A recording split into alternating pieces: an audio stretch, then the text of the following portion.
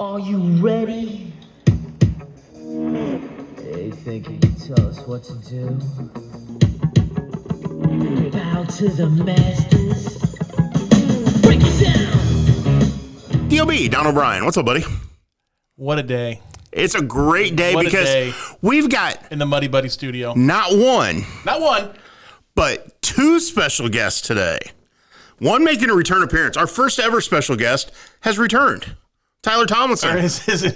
I'm still not getting paid. Yeah, okay. I was wondering to say, No, is he on the you're payroll not, now? No, you're not getting paid. And alongside him, Mr. Wonderful, Ben Marth. I still have a less of a hat size than D.O.B. I just want to make that Barely. clear. I'm 7.5 and he's nearing 8. I'm over it. You're saying I'm 7 7/8, and he's over 8. I Yeah, wear, we got big- I wear a small, like a second grader size. It's like 5.25. This is like big cranium table. So when was the last time the four of us were together in the same room? Great question. It's been a while. It'd been a long while. Outside of an occasional lunch, and that hasn't happened in a while. Right? By the way, I want to ask, why is Shucks Mike gold and ours silver? Sets the standard. Oh, Hey, because I'm the daddy. I think we should have started recording about 25 minutes ago because all the good stuff was said beforehand. Oh, I got a feeling a few good things are going to come out as we roll along here today. It is fun to be back together. And we're doing this for a special reason. 5 years ago this week, we all said goodbye to a good friend of ours, Josh Houchins. And we were talking about this a while back. Tyler and I got talking about it, and D.O.B. and Ben. And it'd be fun to kind of reminisce and just talk about our little buddy, a guy that we all knew very well professionally, personally, for a lot of years, and a guy that impacted all of our lives. We don't need to tell people who he is, do we? Is there anybody listening that doesn't know who Houchins is? If they don't know who Hooch is, just look it up. Type in Hooch into a Google. Maybe okay. Maybe do that. maybe not. See, I had to say because he would get a kick out of that. yes. But yes, Josh Houchins, former WGM Sports Center host, worked for you and I at the Herald Whig at part time at one point in time. Highland grad, Culver grad, Tyler's best friend from college on. Drive down Highway 6. You'll see his mural up there on the back side of the Highland High School press box. Which is awesome. Yeah. That is awesome I that gotta they check did that out. something. I've not seen that. You've not? Oh, you gotta go over there and check it out. It's pretty cool. I was gone. I mean, I was down south when he passed. You So take a 9 holes at 3 Pines. Oh yes. That's how I always. that's have my got to fix. be one of the toughest par threes around number 9. No question. Yeah, no question. And I remember him being out on the golf course one day for a Highland girls basketball benefit, like a scramble. That he had those girls because he was cruising around. He was cruising around with us. We were playing, and he had those girls just baffled by some of the stories he was telling them, and they were believing everything he said. It was hilarious, and because I think it was the three of us, and I forget who our fourth was. Probably Irvin, maybe? Maybe. I don't know. But, yeah. And in typical Houchins fashion, nonstop talking. Yes. And cruising around in his wheelchair like it was a high-speed golf cart. Correct.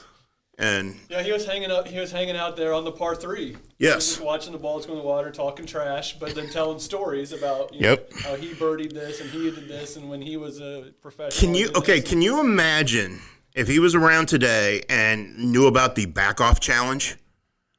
Do you guys know what the back-off challenge is? I don't. Okay. I've heard of it, Okay, yes. so it's a guy, some guys on YouTube, and I've watched a few of them because we talked about doing it for a couple of the scrambles this summer. Is they get up and guys are ready to tee off, and they start harassing them, joking with them, trying to get them to back off their tee shot. And it's funny, they'll say, they keep it clean. For the most, wouldn't keep for it Houchins wouldn't, but for the most part, they keep it clean. But it's hilarious. And again, there are guys that end up laughing and back off their tee shot. And then there's guys that swing through it and then turn around and taunt them because they made it through. I could see Houchins being a guy that would love the back off challenge. I like the segment idea. You just do one hole, you get a local celebrity. Yeah. You get someone in there that can heckle. Yeah. And get him and see if we can get him to back off a shot. Houchins would be the best at that. He would have been number one. He would have been the number one great. His segment, you are dead on, Sean. Yes. Because there would have been no holds barred either. You know, if he knew something about you, he was going to use it. Yeah, and get away with it. Oh, of course. Going to talk back to him. Of course. No. No, because he would have come right back at you. He would have had the last word. Yeah. Always. I was reminiscing as I was the last couple of days when you asked me to be a part of this. I was thinking about the memories of Houchins and just everything kind of came back. I was thinking about him as being one of those people that you always wanted to see. Like I'd go home at night. I'm like, I can't wait to see him again tomorrow because I don't know what he's going to tell me tomorrow. Yeah. Just like you guys. Like I love seeing you guys because it's like you don't miss a beat. We haven't seen each other in weeks, if months. You know, I see you a lot, Chuck, on the sports trail. I see you, DOB. Tyler and I don't see a lot of each other. We've got conflicting schedules and such. But he's one of those guys where if you saw him, like, you know, if you didn't see him for years, you could pick up right where you left off. And that's what I loved about him. Well, you just mentioned you hadn't seen you and I have seen each other quite a bit lately through on the volleyball scene and stuff, but you haven't seen these guys much. Right. You walked in today and the conversation just flowed like we'd seen each other yesterday. That's how it is. And if Houchins would have rolled in right now, it'd have been the same way. Right. But that's a good point. Like, and Ben and I had an awesome working relationship.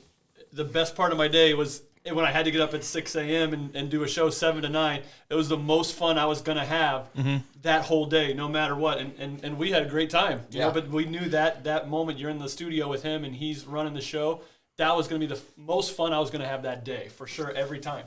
And I look back on it and think of all the fun. Now, a lot of people got to see his professional persona. They listened to him on the radio in the morning. He made some TV appearances. Obviously, he wrote for us at the Herald Whig back in the day.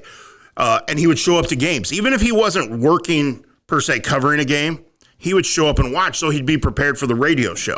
So a lot of people saw his professional persona, which wasn't much different than his personal one. But the things that I remember most are the late night phone calls or the late night text conversations of while watching a game or preparing for the show for the next day, and he'd have a random thought and want to hash it out. Or he'd get on a music kick and just, here, what do you listen to tonight? You know, because he knew I'd sit in my home office and listen to music when I wrote. I mean, those are the things that I will remember forever. Yeah. Those personal moments that not everybody else got to see. Yeah, you get a random text. I used to get, even after I left, I got random texts from him every now and then, and just the stuff he would say. Obviously, we could share because the FCC doesn't govern the Muddy Buddy podcast here. True. But, you know, in the interest of keeping it clean, but you know, he'd just come out with stuff out of left field, and you're like, oh my god. Yeah. Twitter was a great medium for him too, because he was able to go on. I still think, I know he's been gone for 5 years, but I still think of him every time I see the Arizona Cardinals play, because he's the only Arizona Cardinals fan that I knew. And he lived and died with them. And the Sixers was the same way. That's what I was going to bring up. He was the only 76ers fan I knew. Yes. I mean, he was so random with some of his fandom. And he even had an EPL team at one point. Stoke City. Stoke City. I looked up Stoke City. I think they've kind of. I think they've kind of fallen down the ladder. Get someone that worked for them, didn't they? With Stoke to actually join the show. They had someone from Stoke City join the show. He was like an online Stoke City reporter. It was probably some like random some like lad in his mom's basement in England. But yes. he got this guy on the show to talk about Stoke City. In the middle of Illinois, United States. So they got that guy on there. The thing about him was he was very innovative with how he attacked that radio show, and he never just showed up and you didn't know what was going on. He always had a plan. Festivus was always one of the best days of the year. The stuff that we did, the commercials that we used to do around Christmas. Or anything with that show were fabulous. The mascot game. Oh, yes. Yeah. Yes. Mind of Marth. He was one of those guys, and this is how I deem, like when I read you two in Muddy River Sports, it's like I want to go there and I want to read your stuff. Like that's what I want to do every night. That's a must read. He was a must listen. Like no question. Every morning, he was a must listen. Whether it was you down on the show or Shuck on the show or Tyler. Or me. I mean, it was a must listen. You wanted to start your day by listening to Josh, and that's what I think is how you kind of deem somebody as a incredible media personality. Is you don't want to miss them. Mm-hmm. You want to see them every night or every day. And I'm sure there's people who You know you're good when, especially radio is such a different medium. You know you're good when people will sit in their car and wait till you're done with your segment before you get out of your car. And Josh had that ability. No doubt about it. Because, okay, face it, at that time, you know, the jobs we were working, I was still at the newspaper. When you guys were at the TV station, we were all up late. We'd get, you know, so if we weren't on the show with him the next one of those mornings, we were all probably sleeping.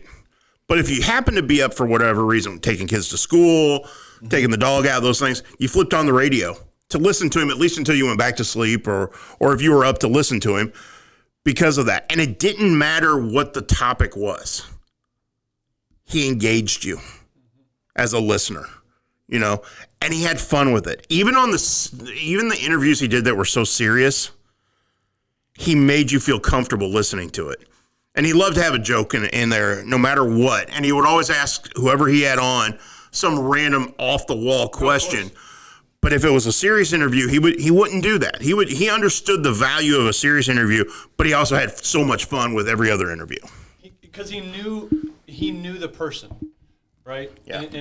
And so the connections that he made with coaches or other media members like us and whoever he had on the show in the studio, he played to their strengths.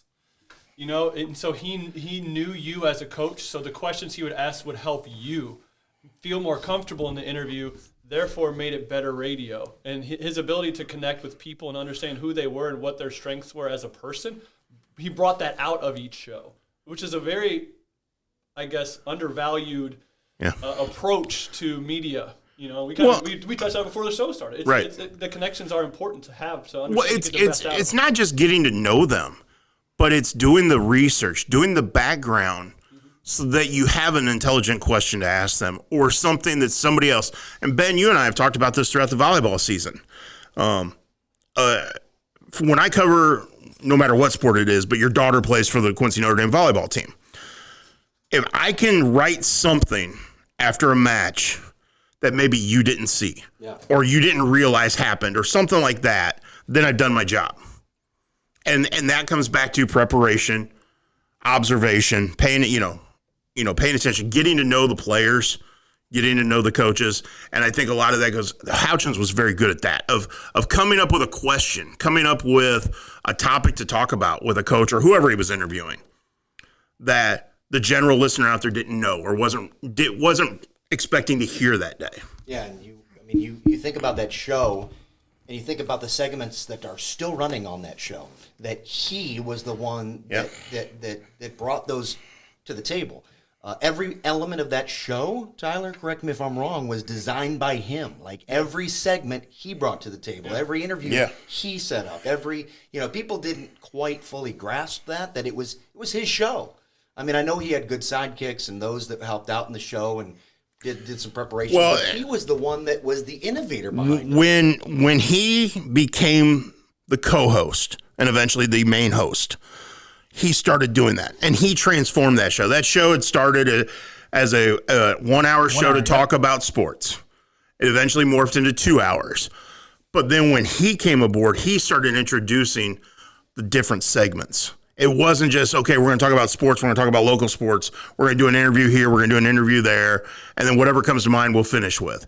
Then it started with all the different kind of segments, and those came right out of his noggin. Well, yeah, and not to mention, and you mentioned, like he and Brock's relationship was fantastic, right? The way that they played off of each other, they could nitpick each other, but do it in the right way, to where it was interesting to the audience that when the show ended, they were boys, right? But if they had to go at each other on the show for a little bit or like, oh, you're always saying that, like to get into those type, they could get into it. And so their relationship on the show, they both played it right. They both did it the right way, and it was always interesting to have that back and forth. Well, talk radio is so good when you have differing opinions and people are not agreeing with everything. I mean, I think that's lost in today's society. Everybody wants to agree with each other. We want to be in all our own echo chamber. Over the top. Well, and now it's like, and that show was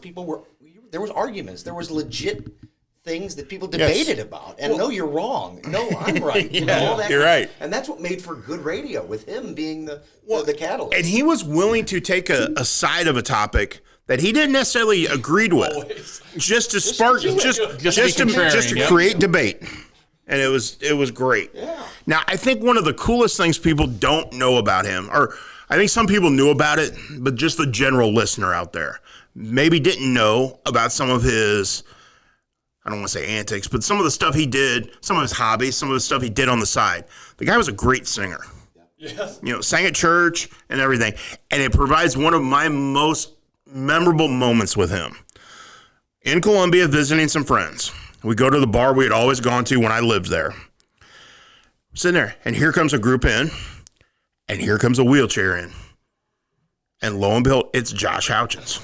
What in the world are you doing here? He was visiting some family that was living in Columbia, and they were going out for the night. And it turned out his cousin worked with one of my good buddies. And so we all ended up at the same place. And so we start putting money in the jukebox, and he grabs and he starts singing, and it's Joe Diffie's "She Thinks My Tractor's Sexy." And he changes the words. He's got a microphone. He's singing to "She Thinks My Wheelchair's Sexy." And the whole place went nuts. And he was the star. I mean, there were guys buying him beers the rest of the night. Yeah. I mean, he was the center of attention that night, and he just wanted to have fun with it. And he wasn't doing it to be the center of attention. He just was having fun. The only guy who could put somebody else's girlfriend on his lap on a wheelchair and roll it around the bar and get away with it. Mm-hmm. All the time. Yeah. So that's the thing with him is obviously, the accident took a very important part away. I mean, he was not his ability to walk and function and do a lot of things. But he had such a great attitude and never, you can probably go two ways when that happens to you. You can either go the way that Josh did and continue to live and be positive and have a great attitude, or you can go the other way, which, it's not, gloom and doom and you feel sorry for yourself. But I don't know that he felt sorry for himself a day in his life. Yeah. So he told me a story right thereafter. He got put into like a group therapy for people in similar situations. Mm-hmm. And he said like majority of the room was immediately doom and gloom, mm-hmm. And depressed and seeing all the bad things. And he told me like that was it. It did not take long. I maybe had that thought for one day, but once I was in another group of people and I realized my opinion on them was like, what, that's not how it has to be. He said that's all it took. All it took was someone else's perspective being so negative on how they could approach it that he didn't want to approach it that way. Mm-hmm. So he learned, he had that, it was the great awakening moment for him that I'm going to take whatever I have and I'm going to make the best of it. But he did it for other people too. Other people who found themselves in similar circumstances, whether it was an accident, whether it was paralysis, whether it was born with a good friend of Houchins, a kid that I know was really hurt when Houchins passed was Hunter Voth, a loyal listener to that show, Hunt V. And Hunt has autism. And Houchins and him bonded, and no one saw the autistic side of Hunt. Houchins saw him as Hunt. That was it. And he showed Hunt that no matter what your physical, emotional, mental limitations, or no matter what limitations you might have, so what? You can get past it. You can do whatever you want if you put your mind to it. And Houchins showed that to everyone. You can do what you want if you put your mind to it, no matter what. You won't be held back just because something happened to you. And he wasn't afraid to make fun of himself, too, though. Poke fun of himself, the fact that he was where he was, in a wheelchair. And he'd bring that up as part of his whole shtick and persona, and that kind of loosened people up, made more people comfortable about talking about those kind of situations. One of the great Harold Wigg stories we had was we were sitting in the office one night, and Dan McCarowitz was a young pup reporter for us, and he and Josh are going back and forth, and Josh was cracking wise like he always does, and Daniel, without thinking, goes, "Josh, you'd be a great stand-up comedian." And Houchins, without missing a beat, goes, "Daniel, that'd be great if I could only stand." And I think D-Mac apologized 750 times the rest of the night. Yeah. And everybody's going, "D-Mac, let it go. You don't have to." And Houchins is laughing the whole time going, and he kept telling him, "Dude, you don't have, It was funny. And D-Mac just kept apologizing. But again, he never missed a beat on anything. No, this is a guy that when we would go to the movies and we're paying to get in, he would ask if he got a discount because he brought his own seat. Right. And there were many 16-year-old AMC theater workers that were just so confused and lost and scared. I mean, we one of our best segments, and we actually recorded it too, was during the NFL Combine. We did a 40-yard dash. Yeah. Right? Well, Josh wanted to do the... Yeah, you went in Jail Alley, didn't you? You were in Jail Right Alley, here, yeah. and he wanted to be timed doing the 40. Right, and then there was some controversy because he peeled out, and that was a big part of it. It was a big, we didn't know if that should count in the time or not, so it was a big controversy. But those were the things that he brought to the table with his condition, and just mixed it right into everyday life. Well, even remember the one commercial we did for WGM Sports Center? And Pepsi Arena? In Pepsi, we were in Pepsi Arena, and they filmed it, and about seeing eye to eye on everything, and they scanned across, and we're all standing there, and then it drops down to him.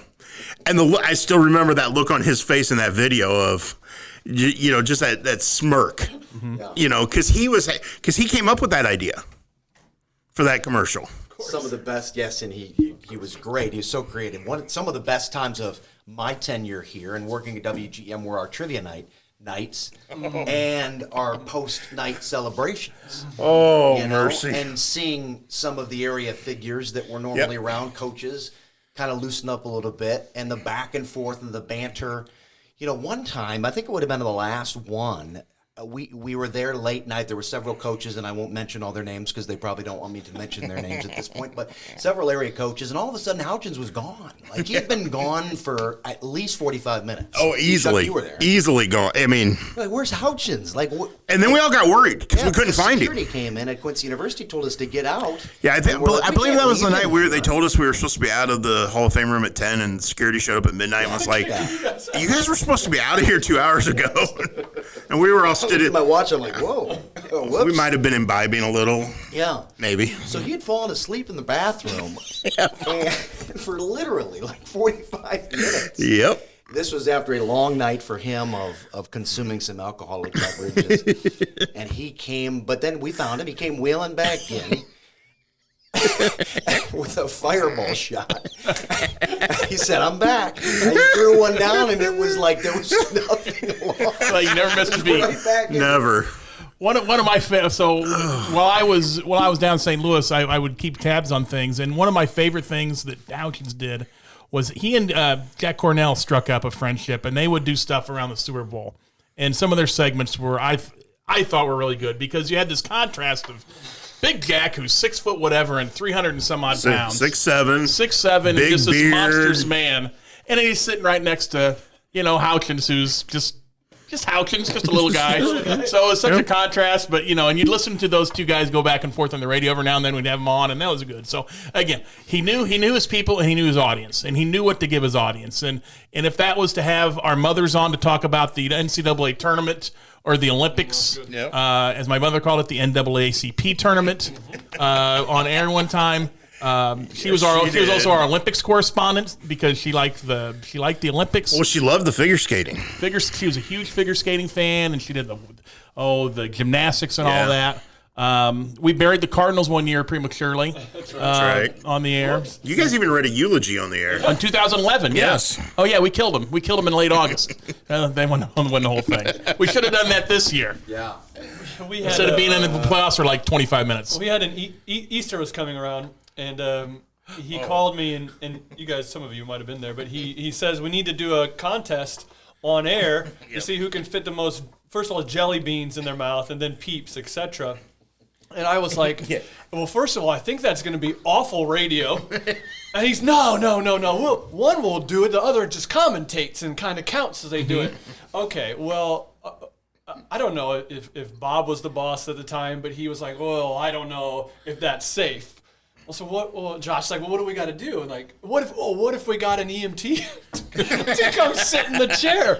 And then of course it gets approved, and I'm like, what? It's like Justin Twaddle comes in, and it's EM firefighters outfit, right? And then We're doing that. I'm like, what are we doing? You don't want someone to choke on a jelly bean if you got 30 in their mouth, so we got EMT here to oversee it. I'm like, this is ridiculous. I was the peeps eating champion. I won the peeps title. Yes, you were the peeps eating champion, but you were the one that tipped the package of peeps to get all the sugar at the end, and that was how Right, he's like, you're going to finish the sugar in the peeps, Don? And you're like, what? He's like, then he chugs the sugar in the peeps. He would have freebased it if he would have allowed him to. That was a whole nother thing. He would try not to. He was so addicted to candy. Yes. He would try to like quit cold turkey, and then the shows wouldn't be as good because he would be unpleasant to be around. Yeah. Because he wasn't eating like 30 things of sweet tarts per show. He was really addicted. Like his sugar. Wait, remember we found that roll of Nerds you could just put in the corner of your mouth and keep it there like a Nerd roll. a Nerd roll. He would just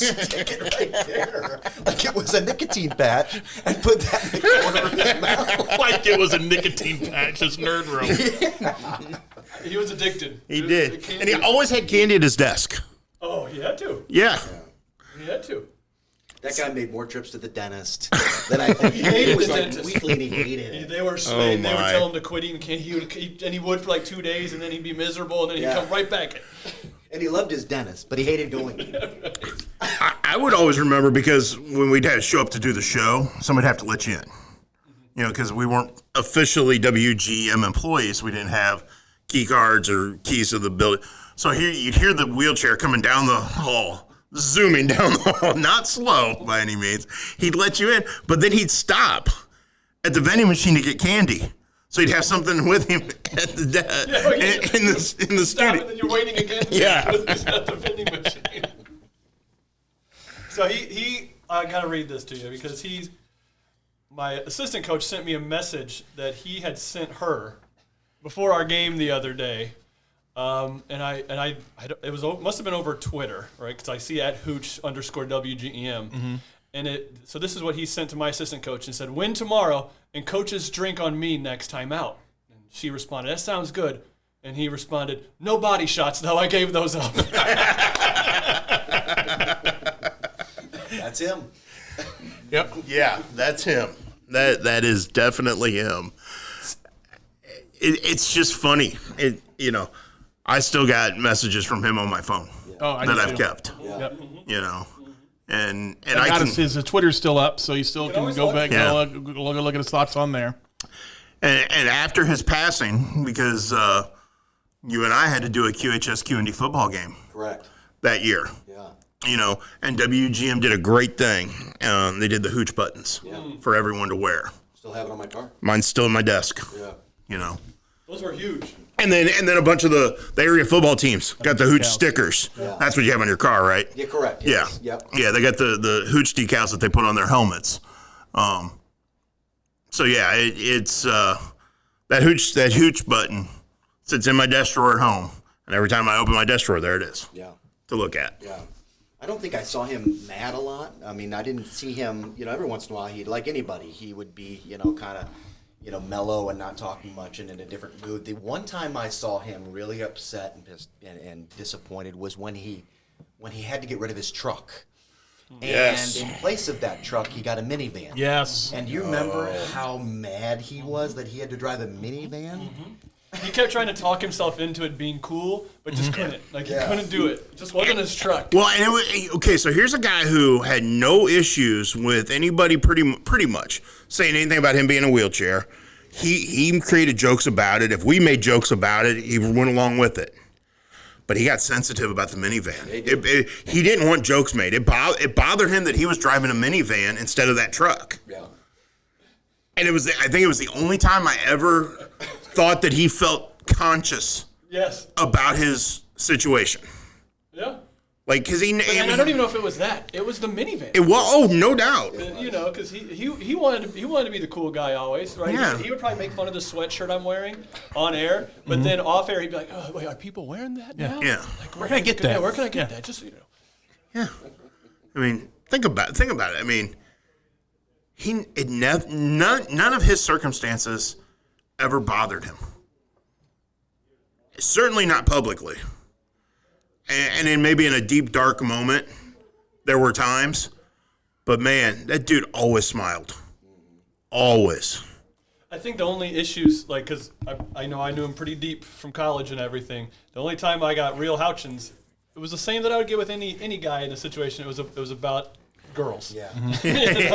And you guys probably all had that talk with him at some point about this girl or that girl. Yes. That got him the most riled up about things. But that's any dude. Yes. But I will say, when it came to the ladies, there was no person that was a bigger fan of the chicks on the Weather Channel. Oh my gosh, I totally forgot about that. We would have to have it on during the have to show. have it Like, on. why is No the Weather doubt. Channel on? Isn't this a sports show? Because he had the hots for the ladies on the Weather Channel. Yeah, he'd be like, oh, Nicole's on today. And he knew them all by name. I Oh, mean, where's Jen at? Is she not on today? Where's she at? Yeah, he wasn't a Cantori fan. He was all about the ladies that were on the Weather Channel. Yes, you had to have the Weather Channel on every morning inside that studio. Yeah. That's a good. Gosh, I forgot about that. yeah. I did too. You really couldn't upset the guy. I mean, you never wanted to cater to any of this. He's not one of those guys. Oh, where no. He didn't want you to feel like, because he was in the situation he was in, that you needed to cater for him or feel sorry for him, or he would. Those are another things that would kind of offend him. Yeah. Is those kind of situations. He didn't want to be catered towards. He didn't. No. He wanted to be so independent. That's what I really loved about him, was that he was so independent. He could do so many things that a lot of people in his situations normally could not or would not. And he was a yes man, but he didn't like being a yes man, right? That's where the term "sorry, Carlos" would come in, right? Because he liked to use the language that he wanted to use on the show, and he knew it was wrong, but he knew it wasn't so wrong he would get in trouble, right? So I remember. He wasn't using any of the George Carlin words that we could not use. I remember when Hardee's was sponsoring, and they used to bring in like food and stuff Yes. that we would try, and so they had a new biscuit. And they brought it in, and he takes a bite of it. And he goes, "That's a big bastard." And I look at him, and I'm backing up from the mic, and I'm like, "Oh, you can't say that." And he's kind of chewing, and he's looking at me, and he's like, "Wait, I can't say that?" And I'm not saying you can't say that on the air, but I'm just shaking my head like, I don't think you can say that. And he was like, "My apologies. It's for I meant biscuit. I don't know why." Big biscuit.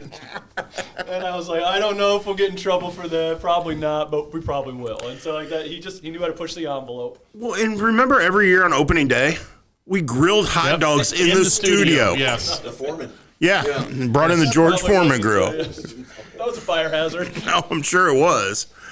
But But hey, not everybody in that building though came down to get some hot dogs though during the 7 to 9 hour. Towel Jerry, everybody was down there lined up to get a hot dog. No doubt. And he really enjoyed those student athlete of the years presentations that they used to do at the local car dealership and such. He really had an affinity for local sports. Like, I mean, he really made it important to have a local feel towards that show, and more so than it ever has before. That he had local segments, he had local coaches, local athletes. Is at least one segment an hour? There was some sort of local segment, And more that was usually more than that. yeah, and I thought that was very important because he not only acquired the traditional sports listener, but then he also got that local listener that no just doubt. wanted to hear that person getting interviewed. and it'd been real easy for him to go, okay, I'm going to run this show every morning from 7 to 9. I'm going to sit in the studio. Then I'll make some phone calls and set up interviews, and okay, I'm done.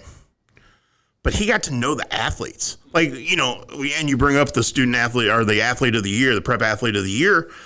By the time that came around in June, he knew whoever the male and female athlete weren't just showing up that day and accepting a scholarship and a certificate. They knew who he was. They had conversations with him. He wanted to get to know the athletes as much as he did the coaches and anyone else. Well, that goes back to his preparation, though. Every week, he put a lot of prep into who the 3 or 4 nominees were going to be for that week, for the prep athlete of the week, and then they'd have he did a great job of. He was the one who got us all on Facebook and Twitter first. Yep. I mean, I only had a Facebook page. He's like, hey, everybody on the show needs a Facebook DOB. You got to go put it on. You got to get one. So I'm like, okay, and I put I put my Facebook up, and my first thing was a photo of Tony Romo because I'm like, okay, Houchins says I got to be on Facebook, so here's Tony Romo. You turned him on to Twitter. Yes. You were the one who told him he needs to get on Twitter. I'll never forget that. Yes. He's like, what is this Twitter thing? Like, he's like, DOB keeps telling me to do this. DOB was the instigator of all of us getting on Twitter. He's like, well, I don't even think this is kind of weird. I don't No, know. he loved it though. And then all of it, yeah. Oh, yeah. Like we all enjoy it. Yes. Right? And he too did. Innovator, certainly an innovator. That Mr. Houchins. It's just makes me smile. And I think we all have those moments where something happens.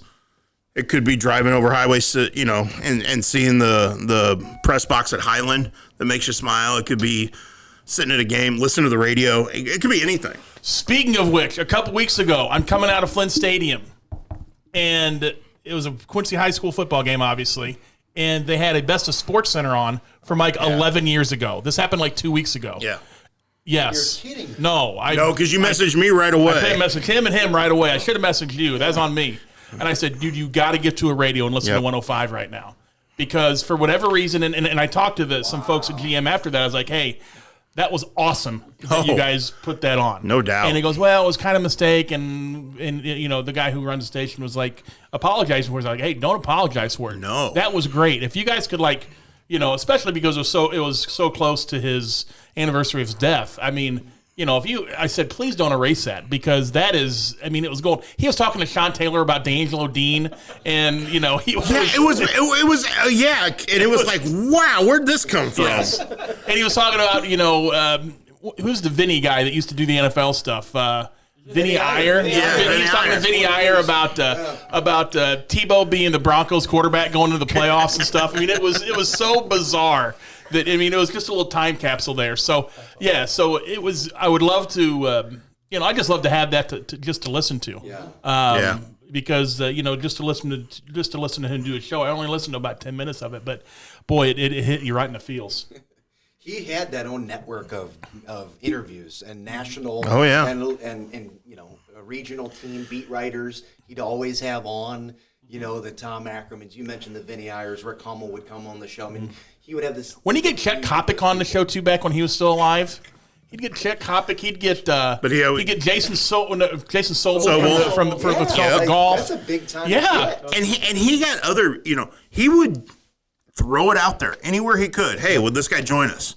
And every now and then, somebody would go, okay, yeah, we'll set that up. Yeah. Got John Kruk on there one time. Yeah. Kruk, was multiple. Well, but it was because he wasn't afraid to ask. Because what was the worst thing somebody could tell him? no. No. And he was okay with that. If somebody told me no, okay, I'll go to the next person. Right. Yeah. But he was not afraid to ask or see if somebody would be willing to join us on that show. He would get on this national baseball writer, and I'll never forget, he would only get him on because I made fun of the guy because he mispronounced Joey Votto's name. He called him Joey Votto. And I'm like, Houchins, how can you have a national baseball writer on this show? And he can't even pronounce Voto. He goes, bringing him back every he's like, time. I'm going to have him on now every month, and I'm going to ask him a Cincinnati Reds question just so he'll bring up Joey Votto instead of Votto. And that was just little things like that were just so funny. Just, again, thinking about him makes me smile. Always has. Probably always will, Chuck. I hope so. Needs to. Yeah, no doubt. In this day and age. Boys, that was fun. Thanks for having us. Thanks for having us, Chuck. It's a good time down memory lane. That was a We great. didn't even mention Pearl Jam once. No. How can you not? How did we get away with that? Again, when I hear Pearl Jam songs, I'm like, yep, this was one of Houch's favorites. I mean, all of his favorites. He was really pushing Avett Brothers near the end. Yeah. Yeah. Lumineers. He was a big Lumineers, yes. Yep. Yeah, but still, Pearl Jam was his. his- He was, baby. yes. Yep. That was his ride or die. That's right. Yep. Pearl Jams, when I see the Cardinals, when I see Kyler Murray messing up, I'm really like, God, I wonder what Houchin would say right now about this. Would he be asking for Cliff Kingsbury's head right now? Probably so. Yeah, more than likely. Yeah. Probably not, because he looks a little like me. Well, Dreamy. Well, and imagine this, and I know they're struggling this year, but imagine last year when the Highland football team was setting records and went 8-3 and had their best season in 30 years. Oh, yeah. Clover football was good last Clover football was good. You imagine what he would have been like during that last year? Insufferable. Insufferable. Oh, yes. We've been hearing about Yes. it every day. And then hearing about Ben Simmons and the Sixers. Oh, God. No, thank you. Your Bulls going to be any good? No. Well, maybe 500. I took him to make the playoffs. Pacers, I took their under of 43.5 wins under. Pacers, get out of here. Just wanted to see the expression on his face. I love our random fandoms. Agreed. Yeah. Go Leeds. Yeah, the most random of fandoms. Go Leeds. Let's go. Leeds Threw man. that one in there. Leeds man. Thank you for. Can you name one player? No. I didn't think so. No. I do have a Leeds scarf, though. Do you really? I do. He's ahead of me.